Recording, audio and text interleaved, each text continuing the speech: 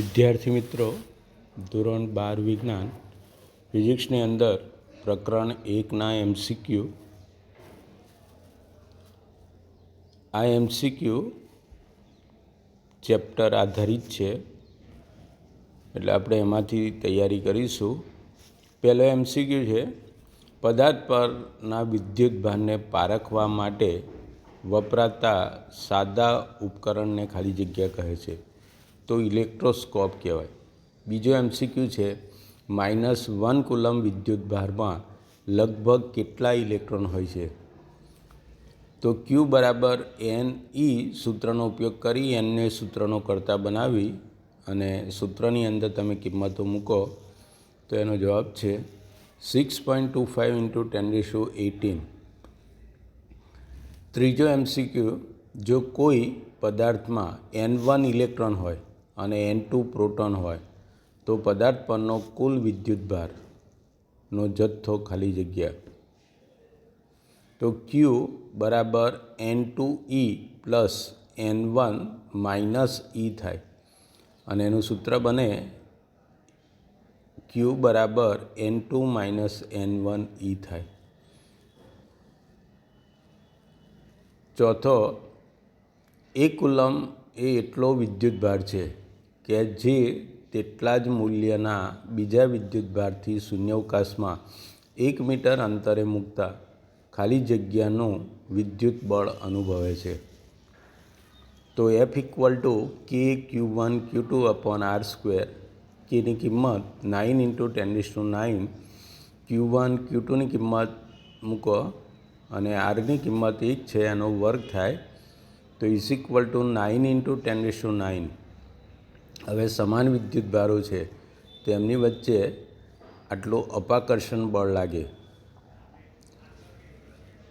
પાંચમો MCQ, coulomb અચળાંક Kનો એકમ અને પારિમાણિક સૂત્ર લખો. વિદ્યાર્થી મિત્રો, પારિમાણિક સૂત્ર પરીક્ષામાં પૂછાય છે, તો એનો એકમ છે કુલમ અચળાંક Kનો એકમ ન્યૂટન મીટર² કુલમ સ્ક્વેર થાય, અથવા તો કુલમ સ્ક્વેરને ઉપર લાવીએ તો -2 થશે, એટલે ન્યૂટન મીટર² કુલમ -2.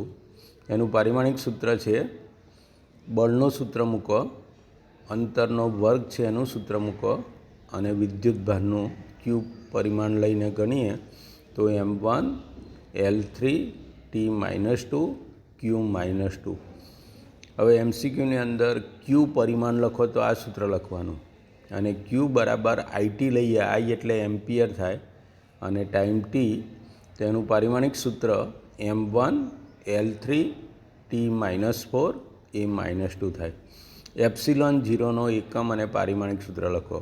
તો કુલમ અચળાંક છે એના કરતાં વિરુદ્ધ કુલમ -2 છે તો અહીં +2 કરીશું, ન્યૂટન ઇન્વર્સ મીટર -2 થાય અને એનું પારિમાણિક સૂત્ર જે કુલમ અચળાંક છે એના કરતાં વિરુદ્ધ M-1 L-3 T2 Q2 થાય. Q પરિમાણ લો એવું લખીએ તો આ સૂત્ર લખવાનું અને Q = IT લેવાનું કે તો M-1 L-3 T4 A2 થાય. ઇલેક્ટ્રોન અને પ્રોટોન 1 એંગસ્ટ્રોમ અંતરે રાખેલા છે, તો તેમની વચ્ચેનું વિદ્યુત બળ અને ગુરુત્વાકર્ષણ બળ, વિદ્યુત બળ એ ગુરુત્વાકર્ષણ બળ કરતાં કેટલા ગણું પ્રબળ છે, તો Fe/Fg કરવાનું અને એ સૂત્ર આપણે મૂકીએ તો E²/4πε0G Mp/me. પ્રોટોનનું દળ, ઇલેક્ટ્રોનનું દળ તમારી કિંમતો મૂકી અને ગણતરી કરો તો 2.4 × 1039 થાય.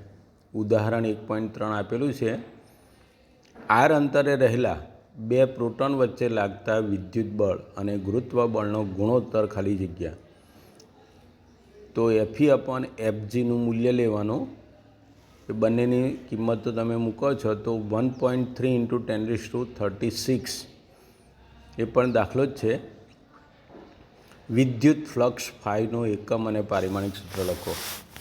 તો ફાઈ = EA અને = E એટલે F/Q અને એ આપેલું છે, તો Fનો એકમ ન્યૂટન, ક્ષેત્રફળનો એકમ મીટર², વિદ્યુત ભારનું એકમ કુલમ, તો ન્યૂટન મીટર સ્ક્વેર પ્રતિ કુલમ થાય, અથવા તો ઈની કિંમત V/D થાય એ, તો વોલ્ટ મીટર થશે. અને એનું પારિમાણિક સૂત્ર તમે લખી શકો M1L3T-3A-1. વિદ્યુત ફ્લક્સ φE અને ચુંબકીય ફ્લક્સ φB ના ગુણોત્તરનો એકમ નીચેનામાંથી કયો છે? તો φE/φB = EA/BA કહેવાય. એ ઉડી જાય, E/B એટલે C થાય, શૂન્યાવકાશમાં પ્રકાશનો વેગ કહેવાય, એટલે એનો એકમ મીટર પ્રતિ સેકન્ડ થાય. વેગનો એકમ લખવાનો. વિદ્યુત ડાયપોલની અક્ષ પરનું વિદ્યુત ક્ષેત્ર અને વિષુવરેખા પરનો વિદ્યુત ક્ષેત્ર EY છે, તો એનો ગુણોત્તર કેટલો?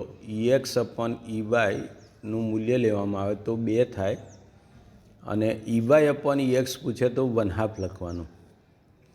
વિદ્યુત ડાયપોલ મોમેન્ટનો એકમ અને પારિમાણિક સૂત્ર લખો. તો વિદ્યુત ડાયપોલ મોમેન્ટ P = Q2A, એટલે વિદ્યુત ભારનો એકમ કુલમ, અંતરનો એકમ મીટર, કુલમ મીટર થાય.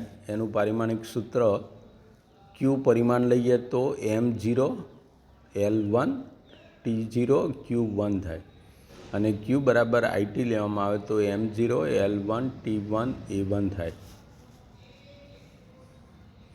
અધ્રુવીય અણુઓના નામ લખો. આપણે યાદ રાખીશું CO2 CH4 H2O2. ધ્રુવીય અણુઓના નામ લખો. તો ધ્રુવીય અણુઓ છે H2O HCl. પરીક્ષાની અંદર આમાંથી MCQ પૂછાય કે નીચેનામાંથી કયો અણુ અધ્રુવીય નથી?